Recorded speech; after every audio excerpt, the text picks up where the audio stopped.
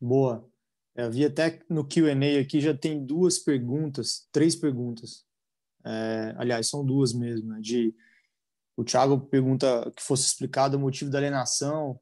Então a gente vai falar um pouquinho sobre isso, pessoal. Primeiro, né, obrigado pela presença, obrigado aqui pela participação, por entrarem no call junto com a gente. A gente vai fazer esse call aqui de forma bem interativa, então fiquem à vontade para nos questionar, para mandar perguntas aqui pelo Q&A, mas eu acho que antes a gente dar um panorama para vocês, né, da transação, né, como que ela aconteceu, como ela vai ser liquidada, né, como o fundo será liquidado. O Edu vai me complementando aqui e obviamente, a gente está 100% à disposição para explicar racional de conta, para explicar, acho que, todo o contexto. A gente já vinha de forma muito transparente nos relatórios, né, apontando todos os issues, todos os pontos que a companhia tinha. Mas eu acho que aqui é válido a gente falar um pouquinho para vocês. Então, na sexta-feira, a gente fez o anúncio, né, da venda das ações preferenciais da Asteri, que o Xpom detinha, eram 69%, pelo valor um pouco acima de 137 milhões de reais. A transação foi assinada e concluída na sexta-feira, então o fundo hoje tem no caixa mais de 137 milhões de reais, e a gente já fez, inclusive, um pedido de consulta formal, que é praticamente convocar uma assembleia para aprovar a liquidação do fundo. E aí eu acho que aqui a gente entra um pouco no racional, né? Esse call também a gente queria fazer, explicar para vocês exatamente como tudo aconteceu. E então, assim, vamos lá. A gente já vinha mostrando para vocês, pessoal, o valor que a cota estava na sexta-feira, até, né, falando um pouco sobre os economics do deal, né? Era uma cota de abaixo de R$ 95, né? Na semana passada ela chegou a transacionar até R$ 93, o que representa um prêmio, né, em relação à sexta-feira de 30 e quase 32%. Então é um upside bastante interessante. E a conta, pessoal, até ao longo do final de semana, do feriado e hoje, teve, acho que de forma bem transparente, né? Muita gente feliz e algumas pessoas também que não gostaram, né? E aí aqui para quem ficou feliz, a gente achava, inclusive, que essa seria a maioria da reação. Para quem não, talvez tenha ficado tão feliz, a gente vai explicar aqui todo o racional, porque eu acho que é uma conta simplesmente financeira, né? Alguns questionamentos, inclusive, vieram de uma forma, diria, surpreendente, né? Algumas pessoas faziam uma conta que eu não sei de onde essas pessoas tiraram essa conta, né? Que o fundo tinha um saldo a pagar de R$ 50 por cota e você tinha que somar ao valor da cota esses R$ 50. Essa conta não existe, nunca existiu. Essa conta não faz sentido nenhum, pessoal. Até porque se fosse pago os R$ 50, né? Se essa hipótese fosse verdadeira, o valor da cota iria ficar X no dia seguinte, né? Ou seja, valeria R$ 50. Né? Então, não existe isso. Né? O fundo tinha esse saldo que, ao longo do tempo, poderia ser repago. Né? Obviamente, existiam riscos atribuídos a isso. Né? O fundo tem o regulamento, a gente tem todo o relatório que a gente sempre exemplifica. Nós acreditávamos, né, que esse valor pudesse ser repago ao longo dos até 2032, né, até quando a preferencial existisse, mas obviamente existiam riscos atrelados a isso, principalmente riscos de geração, risco de subida de dividendos, né? Também que é conhecida a história aí de BNDES, ou seja, potenciais refinanciamentos. Então, por mais que essa história fosse verdadeira, né, até para ficar claro, né, a precificação de um ativo, pessoal, nada mais é do que o valor presente líquido dos fluxos de caixa. Então, quando a gente pega os dividendos e traz a valor presente, o valor, inclusive patrimonial, que a gente tinha e a gente anunciava isso há algum tempo, era R$ 113 por cota, né, que era o valor que a gente teve de laudo de avaliação. Esse ano foi feito, ano passado, todo ano é feito. Então, é um valor, inclusive, de prêmio em relação ao valor patrimonial, né, que é contratado por um terceiro, alguém que faz esse laudo de avaliação. Então, acho que só para ficar claro, né, essa pergunta se repetiu algumas vezes, eu realmente não sei quem que disseminou esse conceito, mas é um conceito errado. Né? Fora que, de fato, não era uma dívida isso, pessoal, isso era um valor que era uma preferencial, mas era equity. Né? Muitas vezes algumas pessoas confundiam o Xpom como se fosse um cupom de renda fixa, né? Mas não era. Não. Então, todos esses riscos que a gente está atribuindo aqui, a possibilidade de não cumprimento, né, de não pagamento dessa preferencial, existiam. Né? Então, no final do dia, o que a gente fez com essa precificação foi trazer os fluxos a valor presente. A gente precificou vários dos pontos que a gente considerava arriscados, mas a gente conseguiu, né, na nossa simulação aqui de valuation, alcançar esse 124,60, incluindo a discussão que a gente fala aqui há algum tempo de refinanciamento, né? Então, por que o ativo na tela valia 94, R$ 95, e aqui a gente conseguiu esse preço 124,60? Porque a gente realmente conseguiu precificar o refinanciamento do ativo, ou seja, como se a gente simulasse um pré-pagamento de BNDES, trocar essa dívida, fazer redução de capital, que é tudo aquilo que a gente gostaria de fazer. Então, acho que, em termos de valuation, é um valuation extremamente mais alto do que a gente tinha no preço de tela, né? Mais uma vez, é um valor que, se alguém tinha uma posição grande no fundo e quisesse sair, dificilmente conseguiria sair. E mesmo, tem até uma pergunta que veio hoje pelo site, se a gente fez um processo competitivo, né, para maximizar o valor dessa venda.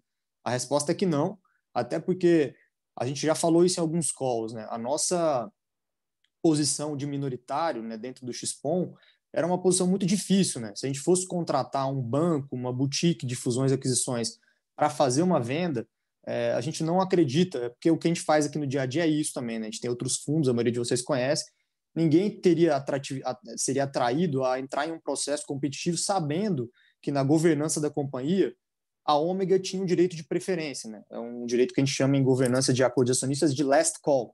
Então, uma vez que existe uma proposta na mesa, o controlador dessa empresa tem o direito de comprar, né, de exercer um direito de preferência. Isso espanta qualquer investidor. Primeiro que nenhum investidor estratégico, que normalmente onde o valor é maximizado, participaria desse processo, porque nenhum estratégico aceitaria ser minoritário de um outro estratégico. É um deal, é um ativo muito pequeno, inclusive, para que isso acontecesse. Muitas vezes até em ativos maiores pode acontecer. Então, seria realmente financeiros, e financeiros costumam perguntar esse tipo de fazer esse tipo de questionamento, né? Pô, tem direito de preferência? Não tem? Isso espanta qualquer um, porque o cara vai gastar tempo, vai gastar dinheiro com diligência. Então, assim, nós não fizemos um processo competitivo, embora, mais uma vez, a gente tenha maximizado o valor de forma muito significativa, né? Esse 124,60. Então, acho que, para ler um pouco os Q&As aqui, que eu estou vendo que está cheio de perguntas, ainda não vi nenhuma, mas eu queria dar só esse panorama geral. Então, a gente chamou a Assembleia, dia 16 é a data que a gente espera receber as respostas. A gente já tem recebido alguns posicionamentos em relação à consulta formal.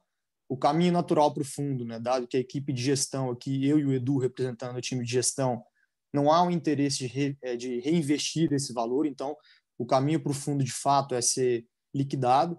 A gente acredita até que intuitivamente todos deveriam votar, né, para que o fundo fosse liquidado, até porque não tem realmente sentido o fundo ficar com muito tempo o dinheiro em caixa, cobrando taxa de administração. Então, quanto antes a gente aprovar isso, os investidores todos vão receber esses recursos. Então, até o final do ano, é uma expectativa que a gente tem de conseguir liquidar o fundo, né? E aí tem muitas perguntas também que vieram em relação ao valor, né? É 124,60, mas a gente vai receber um valor acima ou abaixo.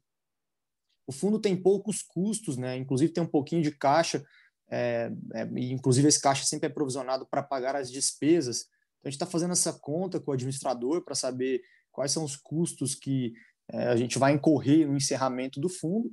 Não deve ser algo material, então a gente acha que é bem próximo desses 124,60, alguma coisa próximo de 124 no pior cenário aí. Lógico que a gente não está dando o valor aqui cravado, mas é provável que seja alguma coisa muito próximo do valor de venda. E que seria liquidado uma vez que o fundo for encerrado. Edu, me ajuda aí, deixa eu dar uma olhada nos Q&As aqui que eu não estou olhando. Acho que só complementando, a gente tinha feito uma distribuição de dividendo recentemente, né? Então a gente sempre que distribui dividendo, a gente provisiona um caixa para os próximos meses. Então, nesse sentido, já havia um caixa provisionado no fundo. Então, só para dar um posicionamento aqui, muitas pessoas perguntaram do saldo em caixa do fundo. O saldo em caixa é de R$230 mil aproximadamente, né? Isso antes da alienação do ativo, só que tem mais ou menos R$92 mil de despesas provisionadas. Então a gente tem um caixa livre aí de mais ou menos 139 mil. Com a venda, o valor patrimonial equivalente ficaria por volta de 124,86. E aí, em cima desse valor, que a gente vai ter que fazer o provisionamento dos custos de liquidação para fazer nessas próximas semanas aí, com base na redução nas respostas da consulta formal que a gente está para receber até o dia 16.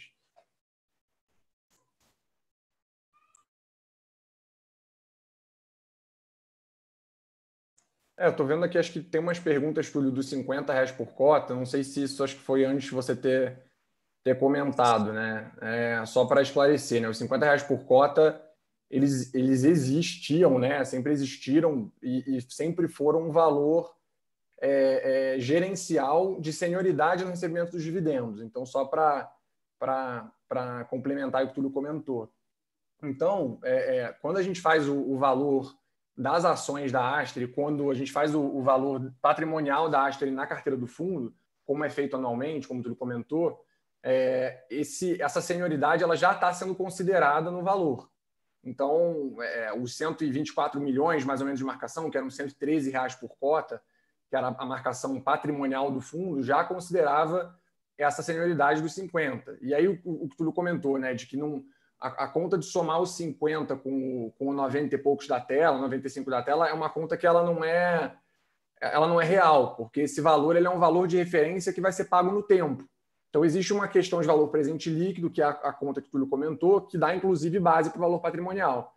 E a gente até, né, vendeu acima do valor patrimonial. Então, esse valor que foi recebido, ele já é líquido de... O fundo não paga imposto, né? Então é líquido de impostos, é líquido já de despesas, não tinha nenhuma dívida no nível do fundo. Então, esse é o valor que entrou efetivamente no caixa do fundo e é o valor que vai ser como base aí, provisionadas as devidas despesas para a distribuição dos recursos para os cotistas.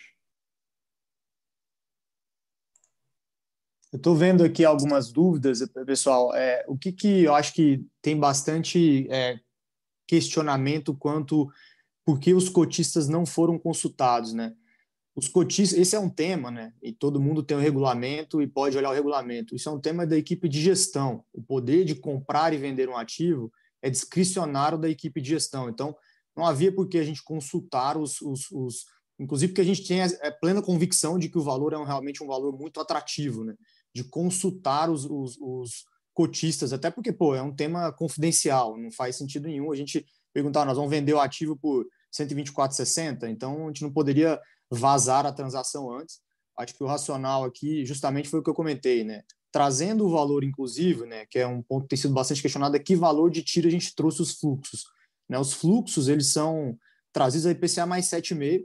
A gente tem, inclusive, uma tabela que a gente divulga já faz algum tempo, né, de sensibilidade, dependendo do preço de entrada. Então, ou seja, qualquer cotista que entrasse ao valor de 124,60 estaria comprando essa cota a um desconto mais ou menos de IPCA mais 7,1. Então, a gente acredita que, inclusive, é um valor mais atrativo, né, em linha, né, basicamente, porque o IPCA mais 7,5, quando a gente tira o 0,42% de administração anual, né, gestão, administração e o FII de consultoria, ele entrega mais ou menos esse IPCA mais 7, IPCA mais 7,1. Foi esse nível de desconto que a gente entrou, que a gente considera, né, que foi descontado o fluxo, ou seja, mais uma vez, é um valor que é bastante em linha com o que os cotistas receberiam, né? Tem alguns questionamentos que eu li de forma rápida aqui em relação a custos, então não tem taxa de performance, então a gente não está recebendo absolutamente nada pela venda, é só até o final da venda a taxa que é devida à taxa de administração. Então, são algumas das perguntas que eu vi, mas tem bastante pergunta aqui, vamos aos poucos. Não sei se você viu mais alguma aí, Edu.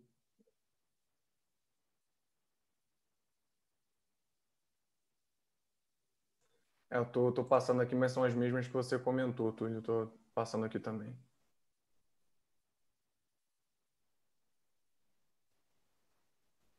Tem uma pergunta aqui com relação à liquidação, acho que você comentou também, né, dos 15 dias, a partir da sexta-feira, né, para recebimento aí das propostas. E aí tem uma pergunta aqui interessante sobre possibilidade de um provento intermediário. De fato, assim, hoje o regulamento do fundo ele não permite a gente fazer uma distribuição de amortização sem essa aprovação da liquidação, mas de proventos não tem nenhum tipo de vedação. Então, um ponto que a gente não descarta a possibilidade de quebrar essa distribuição em duas, para poder, inclusive, adiantar essa distribuição dos cotistas e não ter que esperar para fazer tudo de uma vez.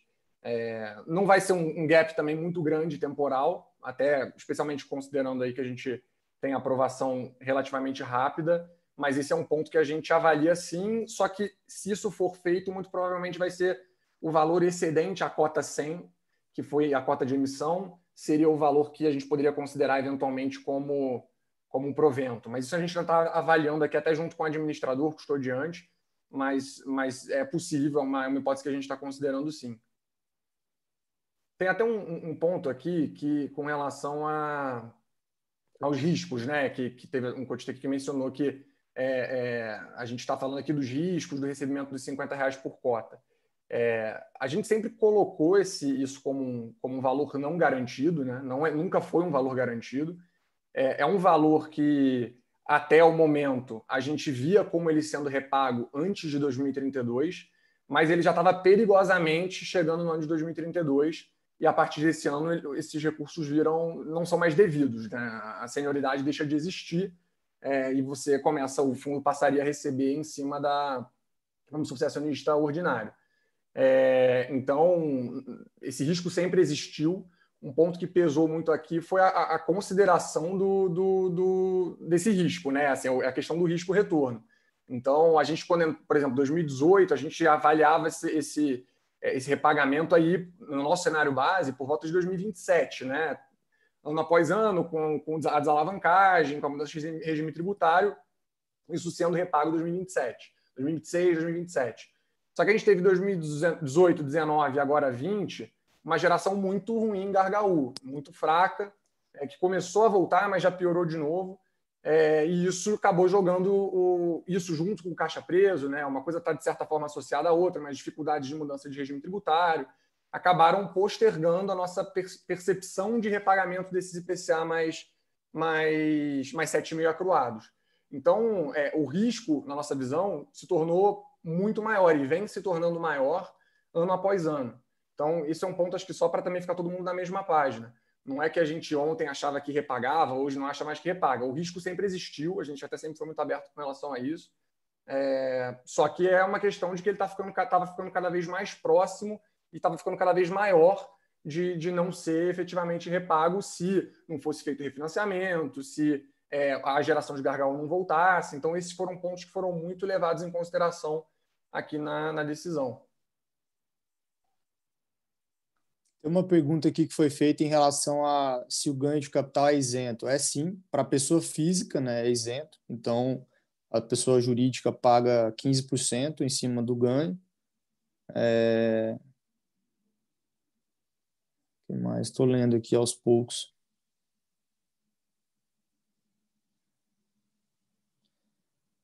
Tem algumas pessoas perguntando se não for aprovada, né? A gente tem, pela 578 da CVM, né, pela lei dos FIPS, o fundo, se ele ficar 2 meses desenquadrado, o próprio administrador pode chamar a liquidação do fundo, né? Então, a gente tem um horizonte aí de tentar conseguir as aprovações, né, os 50% mais um até o final do ano, que é quando ali mais ou menos os 2 meses vão acontecer. Então, acho que, mais uma vez, o caminho natural, uma vez que o fundo tem dinheiro em caixa, na nossa visão, não faz muito sentido não ser aprovado, né? O que mais? Tem uma pergunta aqui de quantos por cento a gente já recebeu de aprovação. Eu não tenho o número ainda, né, de quantos por cento a gente já recebeu de aprovação, hoje que foi o primeiro dia, mas a gente pode ir passando uma prévia para vocês. Também quem não for respondido, pessoal, tem bastante pergunta aqui, não sei se vai dar tempo de responder todo mundo. Pode mandar pelo nosso canal do RI também, tem algumas perguntas que a gente já recebeu, que a gente vai respondendo.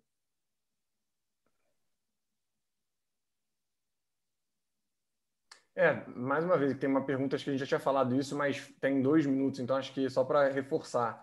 Tem uma colocação aqui de que, na verdade, o ativo está sendo vendido a R$ 124,60 menos R$50, que é R$ 74,60. Essa conta ela não está certa, tá? Por conta do valor presente líquido que a gente comentou. E aí também tem um ponto que acho que é importante. A base de cota 100 é a cota de emissão, mas o valor da cota ele é o valor presente líquido dos fluxos futuros. Então, todo ano, até por isso que a gente todo ano faz um laudo de avaliação, inclusive de um terceiro, que não tem nada a ver com a XP, para dar o conforto para os cotistas de que tem um terceiro olhando, uma pessoa sem nenhum tipo de conflito de interesse, avaliando a marcação do fundo na carteira.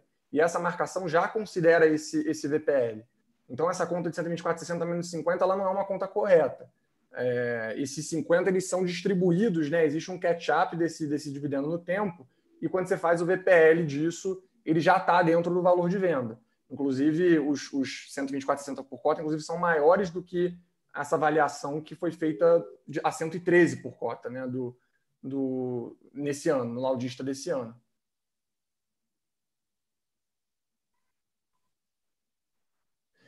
Tem mais uma pergunta aqui, que nos relatórios falavam em pagamento em 2021 e 2022, não 2027. O que eu estava me referindo aqui não era que não teria nenhum pagamento de dividendo em 2027, tá? Quando a gente comentou aqui de 2027, depois de 2030, não é que tudo isso seria pago. Eu acho que esse talvez seja o principal ponto aqui das dúvidas que estão surgindo. Esses R$50 por cota, ele não está desprendido do valor da empresa, ele é inerente ao valor da empresa. Né? Então, quando a gente faz o valuation da empresa, essa senioridade ela é considerada no desconto. Então, você tem isso considerado no timing que esses fluxos vão sendo colocados para dentro na avaliação do ativo. 2020, 2021, que é o que a gente coloca no relatório, são as projeções de dividendos para esse ano, mas que não são o catch-up total desses R$50 por cota, né, no valor atualizado. Então, essa que é a diferença, tá? Não é que esse valor ele é totalmente separado da conta do valor da empresa. Ele é, inclusive, usado para fazer a avaliação dessa empresa. Só tem algumas dúvidas aqui, Edu. Sinceramente, eu não sei, né? Que tem algumas pessoas pedindo para ser votação via DocuSign, se dá para fazer eletronicamente. Você consultou a Vortex? É possível que seja, Eu Edu? acredito que dê. A gente pode confirmar aqui. Eu acredito que seja possível, sim. Nem que o próprio cotista faça faça a assinatura por DocuSign. Eu acho que não tem problema com a certificação digital. Me parece ok, mas eu falo aqui com a Vortex. A gente nunca teve problema com isso, não. Mas a gente verifica. Tem algumas perguntas, até para tranquilizar vocês também, pessoal. A gente está finalizando o relatório que a gente vai apresentar trimestral na semana que vem, no dia 10. Então, no dia do call de resultados, a gente vai entrar mais no detalhe em relação à valuation. Então, eu vi algumas perguntas aqui a respeito de múltiplo, né, de valuation, de taxa de desconto. A gente vai passar uma visão detalhada para vocês, né, assumindo os fluxos que a gente tinha, inclusive que alimentavam aquelas projeções, os retornos dos relatórios, né. Mais uma vez, já adiantei aqui, mas vou repetir, por volta de IPCA mais 7,1 para atingir esse 124,60. Em termos de múltiplo, Edu, me corrija se eu estiver errado, o Gargaú era 8,5, que a gente tem que fazer uma quebra também, né? A Astéria é uma composição entre dois ativos, entre Gargaú, que é o ativo eólico, e Pipoca, que é o ativo hídrico. Se eu não me engano, o Gargaú era 8,5 e Pipoca era 6,5, Edu, de EV/EBITDA, de valor da firma sobre EBITDA. Pipoca é um pouquinho abaixo, 6,3, Gargaú um pouquinho acima, 8,7, mas é nessa ordem de grandeza que você falou, Túlio. Sim. E aí, lembrando, pessoal, em termos de valuation, né, a nossa premissa base sempre foi que Gargaú iria até o final do contrato, né, que é o contrato de autorização de Gargaú, ela acaba em 2032. É uma eólica que fica no estado do Rio de Janeiro com um fator de capacidade muito baixo comparado com outras plantas, né, e principalmente hoje plantas mais novas, com tecnologia mais avançada, tem geração acima de 60% de fator de planta, em alguns casos no Nordeste, né? Então, essa é uma planta que tinha uma geração bem abaixo, né? Uma produtividade bem abaixo das atuais. O que realmente tinha a planta de Gargaú era um bom contrato, né? Então, o contrato Proinfa era um contrato que hoje, a preços atuais, era acima de R$500 por megawatt-hora. Por isso, a gente sempre assumiu que Gargaú acabaria. Pipoca tinha uma premissa que a gente já vem há algum tempo também falando com todos os investidores, que seria a renovação da autorização, que é algo já previsto pela ANEEL também, né? O uso de bem público, uma vez que a autorização acabe, ela pode ser renovada por mais 30 anos. Então, o fluxo de Pipoca a gente projetava até 2061, desculpa, 2031 mais 30 anos. E aí tinha uma premissa extremamente importante também, que tinha um impacto relevante em preço de valuation de Pipoca, que era qual o preço de recontratação. Lembrando que o contrato de Pipoca é um contrato de ACL, é um contrato de ambiente de contratação livre, né, com a própria CEMIG e com a Stola, né? A CEMIG tem 49% da planta, esse contrato acaba agora em 2025. Então, a premissa de renovação, né, que a gente tinha praticamente aí mais 36 anos de contrato, né, acabando em 2025, indo até 2061. Então, a sensibilidade em relação ao preço era muito alta, né? A gente sempre assumiu R$130 o megawatt-hora, a gente sempre assumiu não, né? A gente vinha revisando essa premissa à medida que a gente viu os impactos, né? Principalmente de Covid. Fizemos a sensibilidade, né, a R$ 150. Então, o nosso modelo ele tinha essa sensibilidade entre 130 e 150 de sensibilidade para pipoca, né? Então, acho que essas são as duas principais premissas. E a premissa também que a gente conseguiu, mais uma vez, precificá-la, a premissa, quando a gente usou, né? Vamos pensar que, acho que isso é um ponto importante de dividir com vocês, né? O nosso modelo, no cenário base, ele contemplava R$ 130 o megawatt-hora e ele não contemplava o refinanciamento. Agora, e aí a gente descontava esse modelo IPCA mais 7,1. Quando a gente traz o modelo para duas premissas mais agressivas, né, R$ 150 o megawatt-hora e um refinanciamento, que a gente considerava esse refinanciamento acontecendo no primeiro trimestre do ano que vem, a gente tem uma valorização importante do ativo que a gente tem mais fluxo de caixa, né?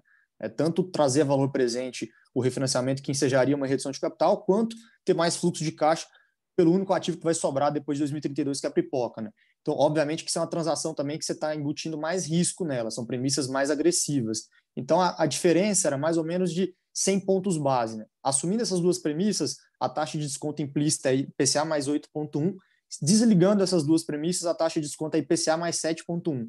Então, para vocês entenderem, eu acho que de forma bem objetiva, transações que a gente tem visto no mercado, inclusive recentemente, né, todas são acima desse valor em termos de taxa de desconto, né? A gente viu algumas transações agora de eólicas, de PCH sendo descontadas em IPCA mais 9. A própria Ômega vinha comprando transações a um custo de capital mais alto. Então a gente considera, mais uma vez, pessoal, uma transação extremamente atrativa, né? Porque não haveria liquidez para esse ativo se fosse vendido num processo competitivo.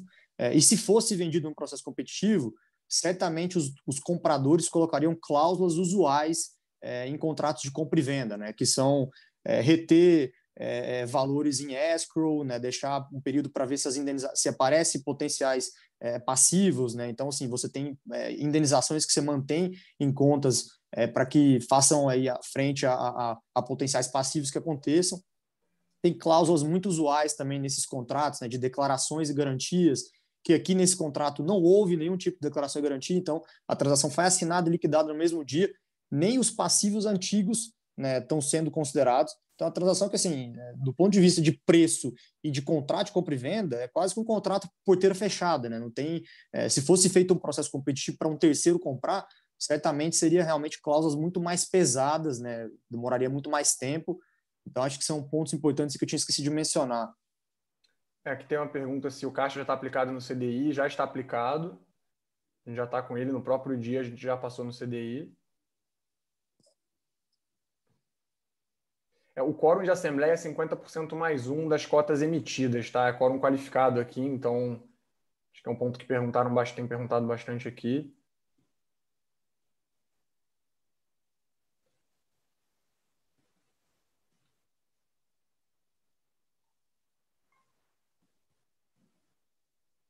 Tem um comentário aqui do caixa de Gargaú, né? Acho que tem. E a dedução do caixa de Gargaú do valor do fundo. Essa conta também, na nossa visão aqui, ela não é uma conta que está correta, porque, primeiro, que o fundo não tem 100% do ativo, né? A gente tem 69% das ações preferenciais, 35% do capital total. Então, só aí já tem uma redução desse valor de caixa proporcional. De fato, esse caixa é um bom caixa para se ter, mas ele também já é considerado na conta do VPL. Então, a base que a gente usa, por exemplo, para recebimento de distribuição de dividendo, e leva em consideração esses dividendos acruados e não pagos, né, e corrigidos, que conferem senioridade para ações preferenciais, esse caixa é considerado. Então, ele tá embutido nessa avaliação.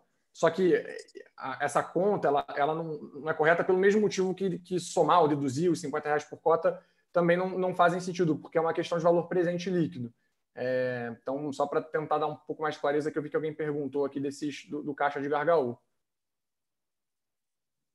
Acho que tem algumas perguntas aqui, né? Uma que fala sobre alguns cotistas esperavam que fossem incluídos novos ativos no fundo, né? Por meio de novas emissões. Já há algum tempo, pessoal, a gente já falava que a intenção não era fazer novas emissões dentro do XPON, né? Até pelo próprio nome, né? Era um fundo quase que exclusivo com a Ômega. A Ômega hoje é uma empresa de R$ 7 bilhões de valor de mercado. não tinha interesse de fazer novas parcerias com a gente, isso inclusive foi já apresentado para eles, então assim, nunca foi criada essa possibilidade de fazer novos investimentos pelo XPON, né?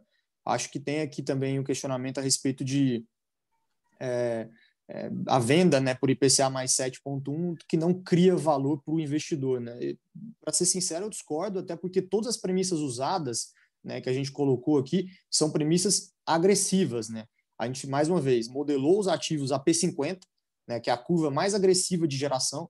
Inclusive, a gente já comentou isso, né? O ano passado, esse ano, não foi gerado P50 em Gargaú, e Pipoca é um ativo também que vários anos, né, consecutivos, inclusive, não conseguiu gerar garantia física, embora tinha uma proteção importante dentro de Pipoca, que era estar no MRE. Então, acho que, assim, trazer a valor presente a IPCA mais 7,1, que é um valor abaixo do custo, né, que era sinalizado para os cotistas, na minha visão, cria claramente valor para todos vocês, para todos os cotistas, assumindo, inclusive, premissas, mais uma vez, que se fosse um potencial comprador, ele atribuiria talvez earn-out nessa transação, reteria valor em escrow. Então, acho que nossa discussão aqui na decisão de comitê de vender o ativo parecia fazer bastante sentido, né? Então, acho que vejo aqui que tem algumas pessoas, obviamente, que não ficaram contentes. Mais uma vez, pessoal, a gente está defendendo até o último minuto aqui os investidores, os cotistas, né? Na nossa visão, foi uma transação que sim, né? Nunca foi negociado uma ação do XPON próximo desse valor, né? Então, não tem porquê, né? No final do dia, se a gente vendeu por um valor acima do que era precificada a ação, é porque de fato houve geração de valor para o cotista. Mas, enfim. Tem uma pergunta aqui do Henrique. Acho que a gente falou um pouco desse assunto, mas não chegamos a dar muito detalhe sobre a data estimada para recebimento do valor se o fundo for liquidado. Depende, Henrique, agora da aprovação. A gente obtendo a aprovação no dia 16, a nossa ideia é fazer uma amortização quase que de 100% mesmo do fundo, deixando só provisionado o mínimo para despesas. E aí, sobrando um residual depois disso, a gente distribui para os cotistas. Aí depende muito também do trâmite de aprovação que for seguido aqui. A gente está com a expectativa de que seja aprovado, até porque para a gente conseguir subir esse dinheiro o quanto antes para os cotistas, acho que é bom para todo mundo. Mas respondendo a sua pergunta, acho que seria no D+1 aí da aprovação, a gente já pretende fazer essa distribuição, retendo só o mínimo necessário para despesas, que, como tu antecipou, né, não deve ser um valor, na nossa visão, muito relevante. A gente vai ter uma auditoria de encerramento, e a gente já tinha provisionado algumas despesas para os próximos 3 meses nesse último dividendo que a gente fez. Então, é como se a gente não fosse ter mais esses 3 meses todos, já tem um caixa provisionado, acho que não vai ser um impacto muito relevante, não.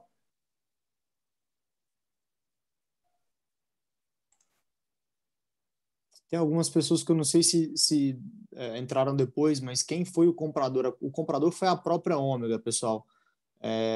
Eu vi que essa pergunta se repetiu algumas vezes aqui.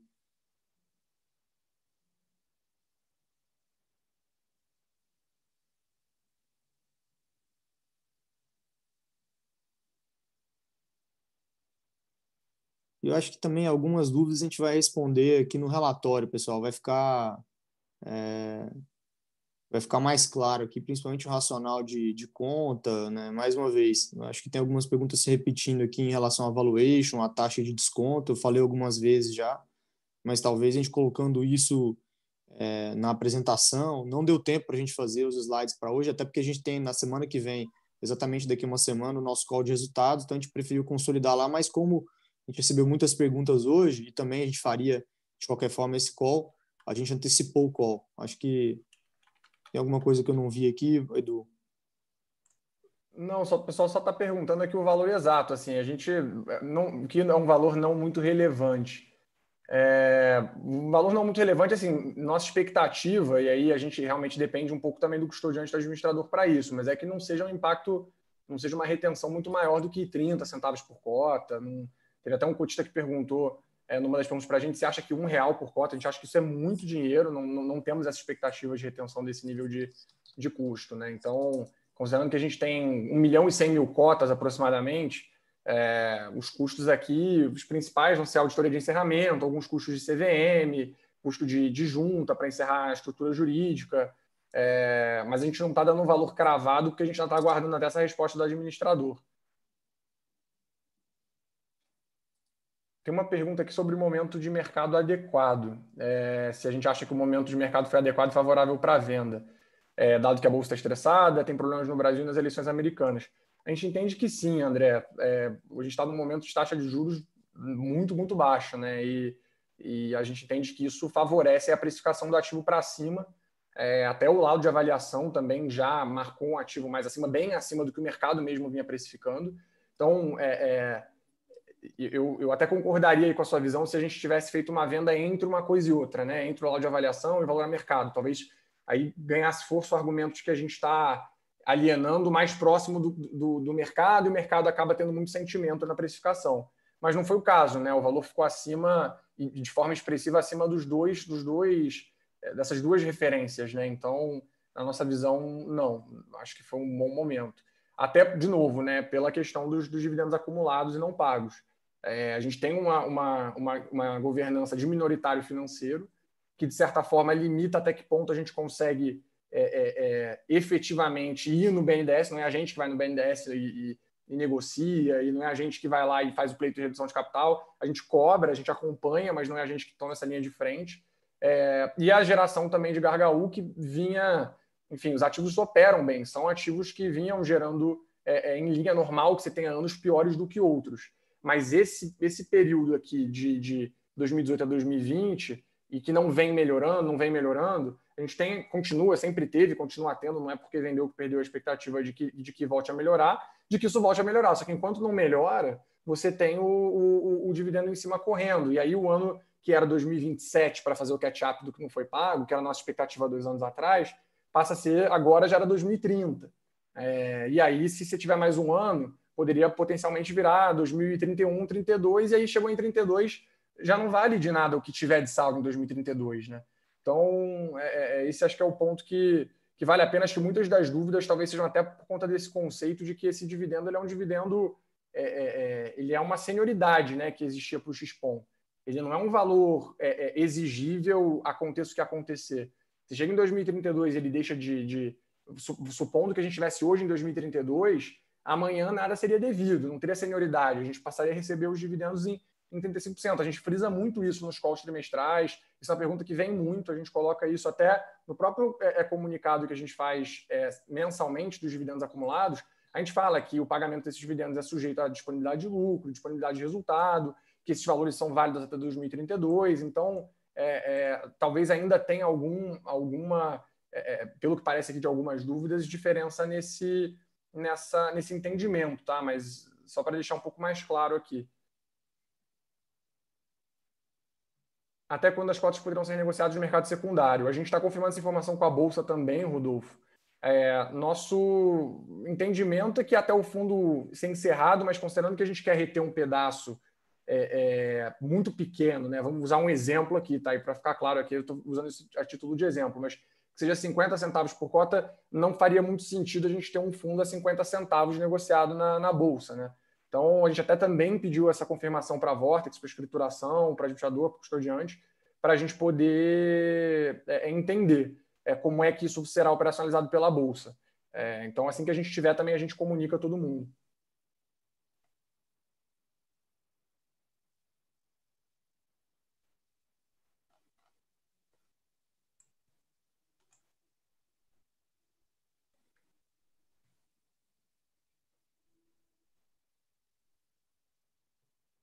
Mais alguma aí, Edu? Estou passando aqui, Túlio, mas acho que não.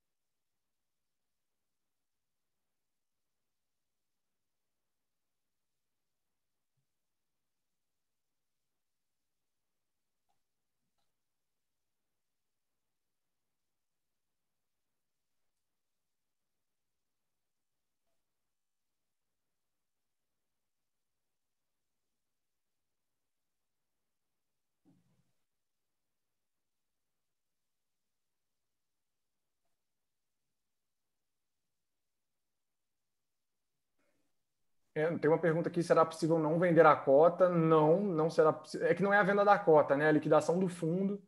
É, Então, a decisão de assembleia vincula todos os cotistas.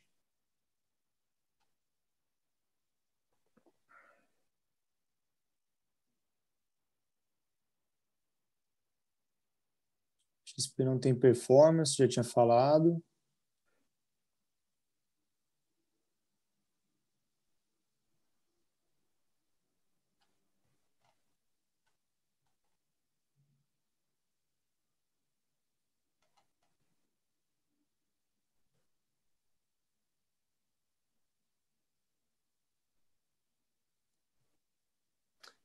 Isso, liquidação do fundo, exatamente. O resgate das cotas é vinculado a, acho que é com relação a essa última pergunta, né, André? O resgate das cotas, a liquidação do fundo, né, e o consequente resgate das cotas, a amortização das cotas, ele é vinculado à decisão da Assembleia. Eu acho que tem algumas coisas aqui, pessoal, para vocês ficarem tranquilos. Vamos consolidar todas as dúvidas, né, respondendo esse relatório. Mas eu acho que a maioria, algumas a gente já respondeu, para não ser repetitivo aqui.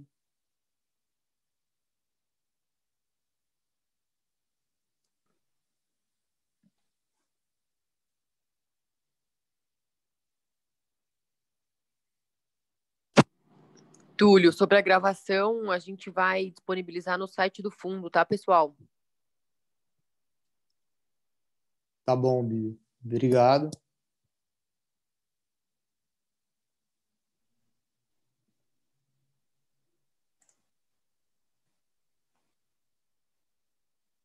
Acho que assim, tem muita pergunta, foram 140 perguntas aqui, pessoal. Tem muita pergunta, acho que foi repetida.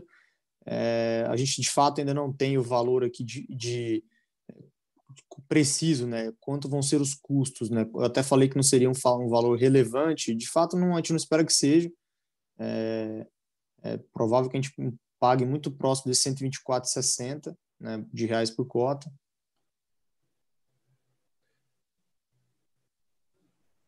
Tem gente perguntando se vai ser negociado o fundo. A gente acredita que sim, né? Até tem uma discussão com a Vortex, se você quiser falar sobre isso, né? De até quando o fundo vai ser negociado. Foi esse ponto agora há pouco, né, que a gente comentou de a gente estar estudando com a Bolsa se efetivamente vai ficar aberto com esse valor residual. A gente está aguardando um retorno até da B3 com relação a isso.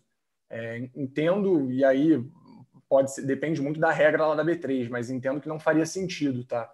Eventualmente, acho que faria mais sentido encerrar o fundo na data de amortização e os cotistas recebem depois o valor residual que foi provisionado, mas realmente a gente não consegue dar essa resposta sem o retorno da escrituração e da bolsa. Tem uma pergunta que se a gente vai apresentar base de transações comparáveis e que a referência de IPCA mais 9 para transações similares parece não encontrar respaldo na realidade. A gente não enxerga IPCA mais 9 aqui como retorno. Acho que talvez tenha ficado algum mal entendido, mas o IPCA mais 9 a gente mencionou numa transação recente com um sell-side, alguns sell-sides que a gente teve acesso aqui da última transação da Ômega com um parque eólico também que foi realizado, acho que em agosto desse ano. Mas a nossa visão aqui de taxa de desconto ela é bem inferior a essa, como tu colocou.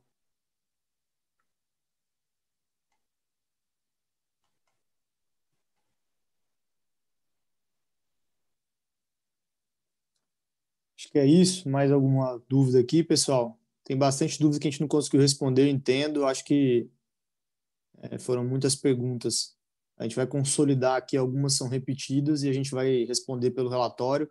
E daqui a uma semana tem mais um call, que era o call para apresentar os resultados trimestrais, mas com certeza a gente vai gastar a maior parte do tempo aqui respondendo dúvidas que vocês tenham, que ficaram. Algumas a gente não tem resposta, mas uma vez a gente ainda tem que fechar aqui com o administrador. Mas acho que é isso. Edu, ficou mais alguma coisa aqui? Bianca? Acho que é Acho isso. que não. Tem algumas perguntas aqui, mas a gente tinha respondido já. Acho que essas finais, a gente vai ficar, como a Bianca comentou, né? Vai ficar gravada essa ligação. Então, também todo mundo que acabou, a gente sabe que acabou ficando um pouco em cima, mas a gente fez questão de ter essa conversa aí aberta com todo mundo o quanto antes. Mas a gente vai deixar também, quem não conseguiu pegar desde o início, acho que muitas das respostas aqui do final a gente tinha respondido lá no início.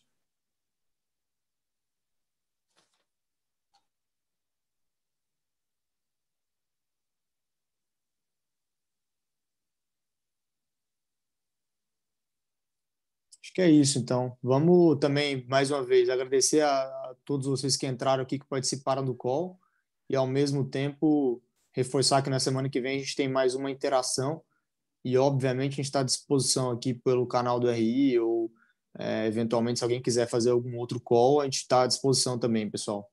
Tá bom?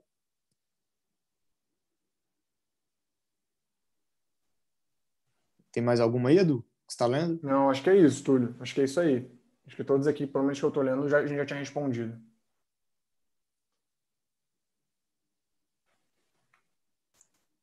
Deixa eu ver mais uma aqui.